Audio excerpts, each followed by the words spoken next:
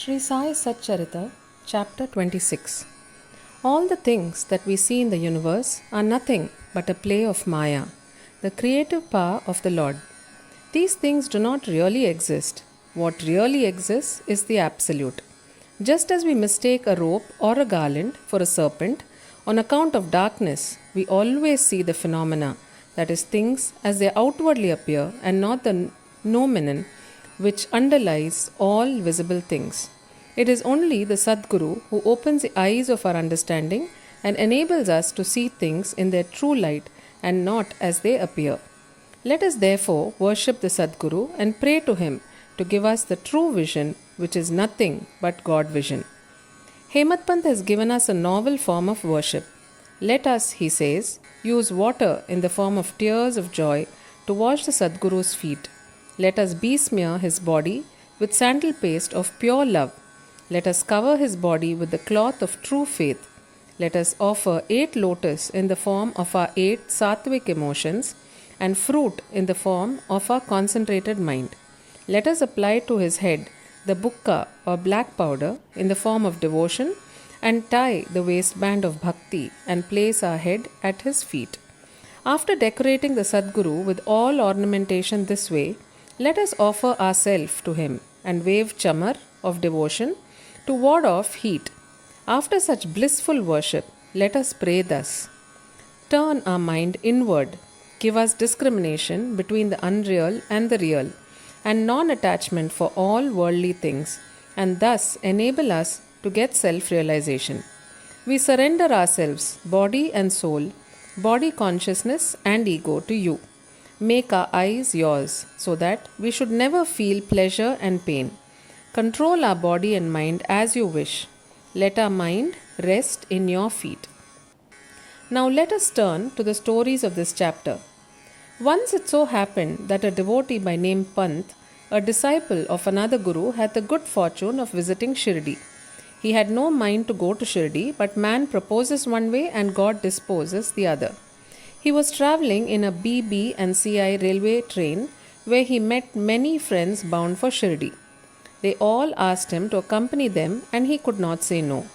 They alighted at Mumbai while Pant got down at Virar. There he took the permission of his guru for the Shirdi trip and after arranging for the expenses left with the party for Shirdi. They all reached the place in the morning and went to the masjid at about 11 a.m. On seeing the concourse of the devotees assembled for Baba's worship, they were all pleased, but Pant suddenly got a fit and fell senseless. They were all frightened. Still, they tried their best to revive him to his senses. With Baba's grace, after sprinkling water over his head, he regained his consciousness and sat upright as if he was just awakened from sleep. The omniscient Baba, knowing that he was a disciple of another guru, assured him and confirmed his faith in his own guru by addressing him as follows. Come what may, leave not but stick to your own bolster. Support, that is guru, and ever remain steady with him. Pant at once knew the significance of this remark, and thus he was reminded of his guru.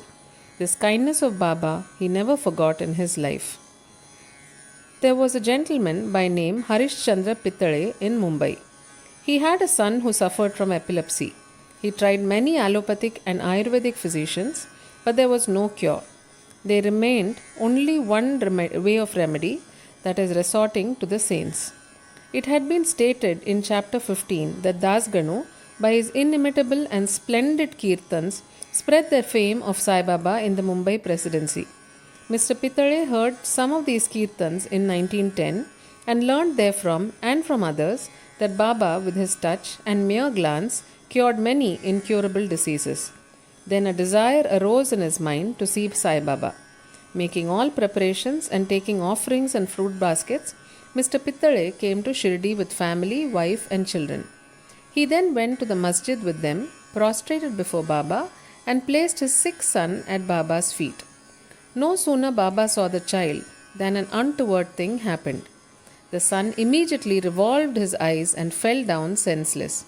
His mouth began to throw foam and his whole body began to perspire profusely, and it seemed as if he breathed himself out. Seeing this, the parents became very nervous and upset. The boy used to get such fits very often, but this fit seemed to persist long. Tears began to flow ceaselessly from the mother's eyes, and she began to wail that her condition was like that of a person who, being afraid of the robbers, ran into a house which collapsed on him, or like a cow fearing a tiger ran into the hands of a butcher, or like a traveller who, being tormented by the heat of the sun, went to take refuge under a tree which fell upon him, or like a devout person going for worship into a temple which collapsed upon him. Then Baba comforted her, saying, "Do not wail like this. Wait a bit. Have patience. Take the boy to your lodging. He will come to his senses within half an hour." They did as directed by Baba and found that his words came true. As soon as he was taken into the Vada, the boy recovered, and all the Pittale family and others were very happy, and all their doubts disappeared. Then Mr. Pittale went with his wife to see Baba and prostrated himself before him very humbly and respectfully, and sat shampooing his legs and mentally thanking Baba for his kind help. Baba then smilingly said, "Have not all your thoughts, doubts, and apprehensions calmed down now? Hari, the Lord, will protect him who has got faith and patience." Mr. Pittale was a rich and well to do gentleman. He distributed sweetmeats on a large scale and offered to Baba excellent fruits and pan, betel leaves. Mrs. Pittale was a very pious lady, simple, loving, and faithful. She used to sit near the post, gazing at Baba with tears of joy flowing down from her eyes. Seeing her amicable and loving nature, Baba was much pleased with her. Like gods, saints are always dependent on their devotees who surrender and worship them with their heart and soul. After passing some happy days in Baba's company, the Pittale family came to the masjid to take Baba's leave to depart. Baba gave them udi and blessings and called Mr. Pittale close by and said to him, "Bapu, I had given you rupees 2 before. Now I'll give you rupees 3. Keep these in your shrine for worship and you will be benefited." Mr. Pittale accepted these as prasad, prostrated himself again before Baba, and prayed for his blessings. A thought arose in his mind that as this was his first visit to Shirdi, he could not understand what Baba meant when he said that he had given rupees 2 previously. He was curious to have this mystery solved, but Baba kept silent. When Mr. Pittale returned to Mumbai, he narrated to his old mother all that had happened at Shirdi and the mystery about Baba's giving him rupees 2 earlier. The mother also did not understand the mystery, but thinking seriously about this, she was reminded of an old incident which solved the mystery. She said to her son, "As you now went to Sai Baba with your son, so had your father done when he took you to Akkalkot for the darshan of the Maharaj there many years ago. That Maharaj was also a Siddha, perfect yogi, omniscient and gracious. Your father was devout and his worship was accepted. He then gave your father rupees 2 for being kept in the shrine and worshipped.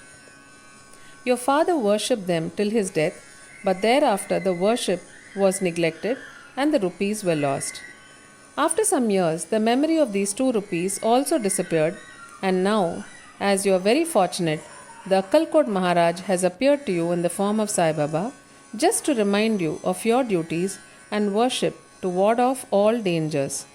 Now beware, henceforth, leave all doubts and bad thoughts. Follow your ancestors and go on worshipping the family gods and the rupees, and take pride in the blessings of the saints. Sai Samartha has kindly revived the spirit of bhakti in you. Cultivate it to your benefit."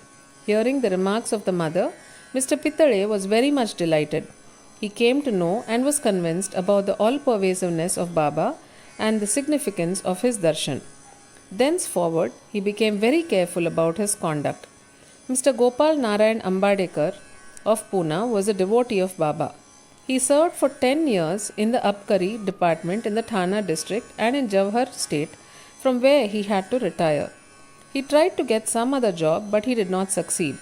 He was overtaken by other calamities and his condition grew from bad to worse. He passed 7 years in this condition, visiting Shirdi every year and placing his grievance before Baba. In 1916, his plight became worst and he decided to commit suicide in Shirdi. So he came there with his wife and stayed for 2 months. One night, while sitting in a bullock cart in front of Dikshitwada, He resolved to end his life by throwing himself into a well close by. But Baba wished to do something else.